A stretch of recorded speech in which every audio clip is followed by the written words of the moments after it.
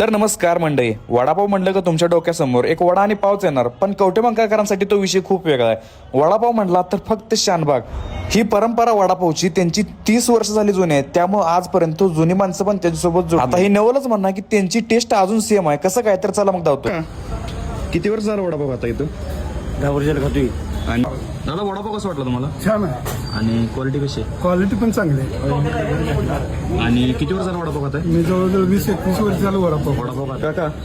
किती वर्ष झालं वडापाव खाताय? 25 वर्ष झाली. आणि वडापाव कुठं खाता तुम्ही? शानबाग क्वालिटीमध्ये काय फरक आहे का? एक नंबर आहे. क्वालिटी एक नंबर आहे. मी पिंपळवरून आलोय. गेले 7 वर्ष झालं इथे येतोय मी. एक नंबर क्वालिटी आहे. आता ह्याच्यावरनं तर कळलं असेल की वडापावची काय क्वालिटी आणि काय टेस्ट आहे. मला जेव्हापासून कळतंय तेव्हा 10 रुपयाला वडापाव होता, तेव्हा मी 10 रुपये घेऊन वडापाव खात होतं, पण आज त्या वडापावची 20 रुपये किंमत झाल्या, पण टेस्ट आहे तीच राहिल्या. आता शानबाग काकांचा वडापाव खाऊन मला भरपूर दिवस झाले, जवळजवळ 2 वर्ष झाले असतील, पण वडापाव माझं काही एकाच भागात नाही, त्यामुळे म्हटलं 4-5 वडापाव आणा आणि सोबत खोबऱ्या चटणी पण आणा. दादा, वडापाव कसा आहे? एक नंबर. किती वर्ष झालं खाताय? तरी बी झाले की 25 वर्ष. क्वालिटीमध्ये काय फरक? अजूनपर्यंत काय नाही. अनेक गोष्ट म्हणजे महत्वाची, त्यात माणसाची आपुलकी आणि वर्षानुवर्ष.